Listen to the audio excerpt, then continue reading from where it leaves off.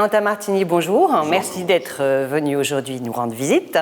Vous êtes à vous deux la compagnie Affable, une compagnie théâtrale, et vous êtes ici pour nous parler de votre spectacle de La Fontaine à Booba. Voilà, Exactement. Alors qui s'y colle pour nous parler Qui du... s'y colle. Bon, allez, t'es arrivé vas-y. le premier. Ok. Voilà. Donc de La Fontaine Alors, à Booba. Guillaume, dites-nous. Oui, bonjour. Eh bien, c'est un spectacle qui va parler de poésie, de rap, de rythme. On a deux personnages totalement différents qui s'opposent. Il y en a un qui est très classique, D'accord. fidèle au texte de l'auteur, et l'autre il va vouloir vulgariser au sens de rendre accessible à tous. Donc il va s'octroyer beaucoup de liberté. Et ils ne sont pas d'accord sur un tas de points, ce qui fait qu'il va y avoir un éclatement de plein d'interrogations sur comment on interprète une fable, un texte d'auteur, comment le rapport aux autres, au rythme, à la poésie, et se pose la question du rap. Est-ce que le rap est-il une forme de poésie ? Ou pas. Ou pas. Voilà. Sachant qu'à la base, le rap, ça veut dire rythme et poésie. Poetry, yes. Voilà, donc c'est forcément de la poésie. Il y a un texte qui est travaillé. Donc, vous jouez le classique, l'ancien, vous le moderne. C'est ça. Vous avez repris un peu cette querelle universelle et intemporelle des anciens et des modernes pour baser votre spectacle que vous avez écrit vous-même, c'est ça ? Vous, Valentin ? C'est-à-dire Non. que moi, je suis arrivé avec une première version d'un spectacle et on D'accord. a retravaillé ensemble avec Guillaume ce spectacle-là de La Fontaine à Booba qu'on a écrit à deux. Et oui, effectivement, le principe, c'est de rejouer la dispute des anciens, des modernes, des classiques, des modernes, en campant des personnages qui vont s'attacher chacun de leur côté à quelque chose de bien spécifique. Donc, comme l'a dit Guillaume, mon personnage, il sera peut-être plus attaché au respect de l'auteur, du texte, de l'époque, etc. Tandis que le personnage de Guillaume, lui, sera plus dans la liberté D'accord. et la logique de transmission.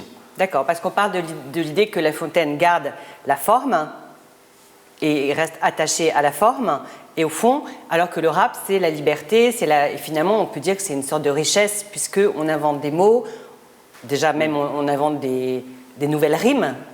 Ça enrichit le vivier des rimes, finalement, ce verlan, parce que ça crée des mots qui n'existaient pas et qui appellent d'autres rimes. Et ça, vous le montrez très bien dans vos textes. Comment vous avez choisi les fables de La Fontaine que vous... Comment on a choisi les fables de La Fontaine ? À savoir le corbeau et le renard, Père et Vous avez pris les plus connus ? Non. Après, c'était une question de propos. Quels propos on voulait défendre ? Le meunier, l'âne et son fils tombaient sous le sens de ce propos-là. On avait envie de défendre cette idée-là.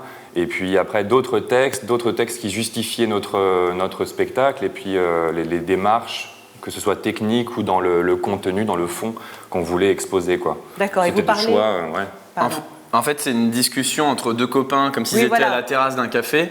Et chacun défend son point de vue. Exactement, et c'est la manière dont notre professeur de théâtre nous a appris à dire une fable, en fait. C'est qu'il faut savoir à qui on est en train de parler, ce qu'on est en train d'essayer de lui dire. Et on va utiliser une petite histoire, en l'occurrence une fable, au début du spectacle, pour le convaincre, le persuader.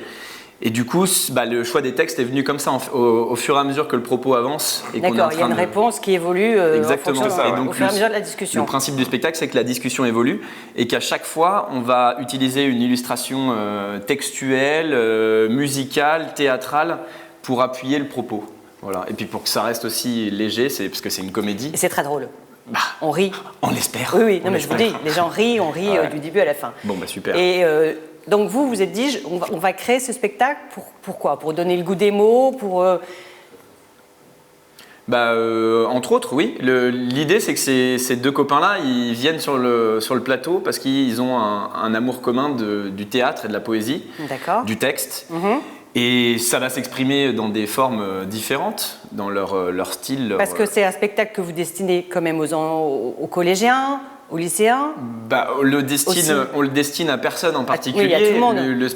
L'objectif, c'est que ce soit un spectacle rassembleur, grand public, une vraie comédie qui fait rire à la fois les petits, les anciens, les modernes, etc. Et quelle que soit l'origine sociale des personnes qui viennent dans la salle, parce que ça, c'est un truc qu'on a constaté au Festival d'Avignon. Oui, vous étiez On était au Festival d'Avignon cet été et on a eu des gens d'extraction plutôt humble, des gens d'une catégorie sociale plutôt aisée qui chacun a trouvé quelque chose positif ou quelque chose qui lui parlait dans le spectacle. Et du coup, ça, c'est un esprit qu'on a envie de conserver, d'avoir ce côté rassembleur, comme ça, le temps d'une représentation.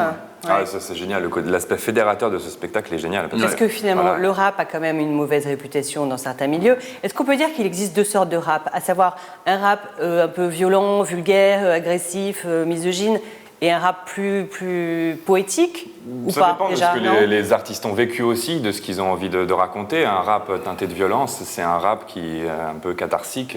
Voilà, il y a un rap poétique. Comment? Oui, qui vient de leur vécu. Qui vient de leur vécu, de leur vécu. Ils témoignent comme ça avec du rythme et des mots, et puis une instrumentale, et puis voilà. Le rap poétique, c'est aussi, ça dépend. Je pense que c'est conditionnel de la situation de l'artiste, quoi. D'accord. Ouais, de toute façon, il ne faut pas se leurrer. Ce qui est sûr, c'est qu'il y a énormément de clichés sur le rap. Oui, il y a beaucoup de préjugés négatifs. Exactement. Et nous, ce qu'on essaye de dire, c'est qu'au milieu des rappeurs, tout comme au milieu des écrivains, des journalistes, des sportifs, des artistes, etc., il y a toujours à boire et à manger. Il y a toujours des gens qui ont, comment dire, des valeurs différentes et une notion de leur travail qui peut diverger. Et du coup, dans le rap, en tout cas, il y a une essence poétique qui est indubitable parce que déjà en anglais, comme on disait, rhythm and poetry, donc le rythme et la poésie. En anglais, rhyming and rapping, donc rimer et rapper, c'est complètement synonyme.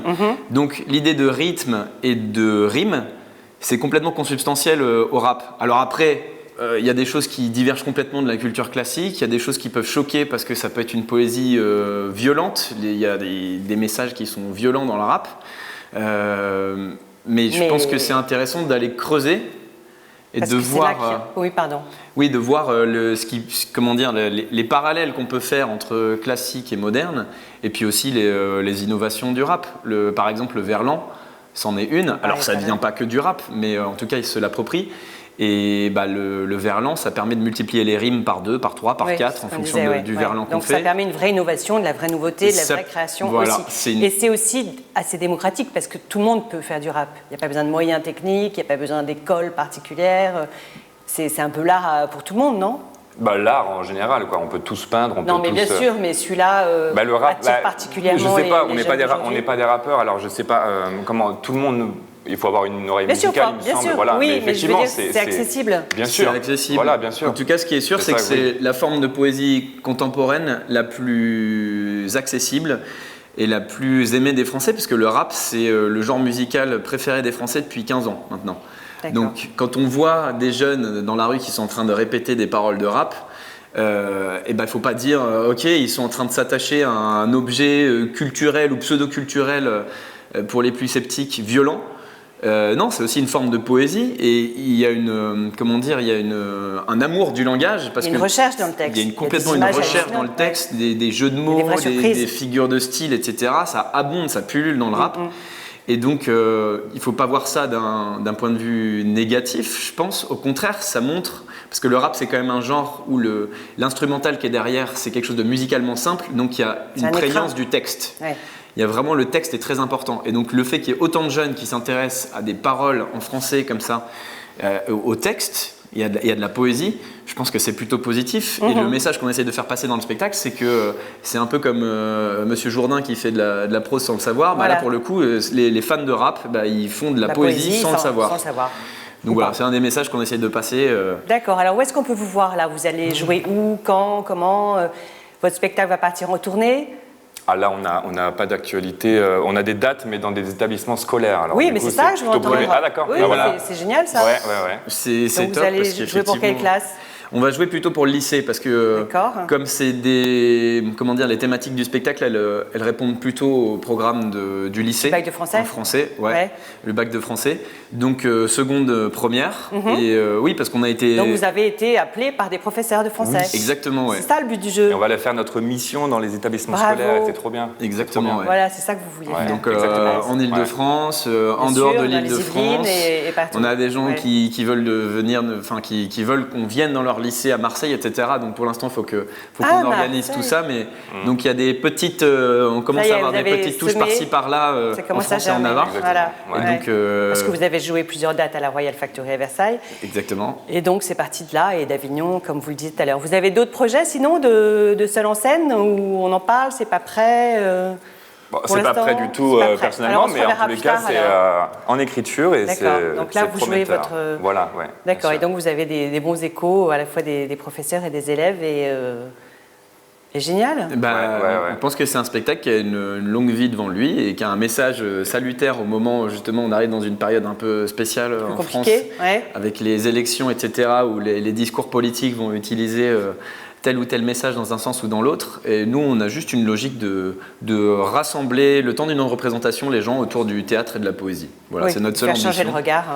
Exactement, et que Sur ce le soit rap. d'un côté ou de l'autre, parce que ce soit les jeunes sur les classiques ou les anciens sur les modernes. Justement, parce que quand vous commencez le spectacle, vous commencez à réciter la fable de l'ours.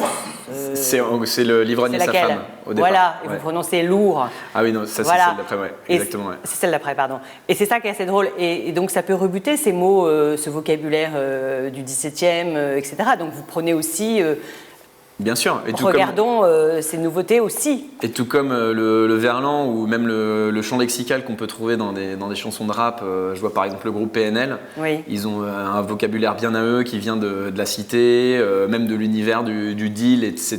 Et ça c'est pareil aussi, il faut décoder, il faut donner les codes pour les gens pour qu'on voit un peu de quelle réalité ils sont en train de nous parler. Alors vous vous êtes immergé dans une bande de rappeurs pour acquérir toutes ces connaissances ou Non, c'est non. juste en écoutant? Non, c'est en écoutant, et puis c'est nos parcours personnels. Moi, je sais que j'ai toujours aimé le rap, enfin pas toujours, mais en tout cas, j'en ai écouté, j'en écoute toujours, voilà. Mais c'est des goûts personnels. D'accord. Et vous, puis le Valentin? rythme, la musique, quoi. J'aime la musique et puis le théâtre. Ouais, le c'est rap ça. versaillais, ça marche fort. Voilà, le rap versaillais, c'est pas une école encore très très puissante. Il y a plutôt d'autres styles de musique, mais Ouais. Mais il y en a quand même. Il y en a, mais c'est pas dans le même genre. Enfin, si, il y a comment il s'appelle, Fusati, Oui. qui vient de Versailles.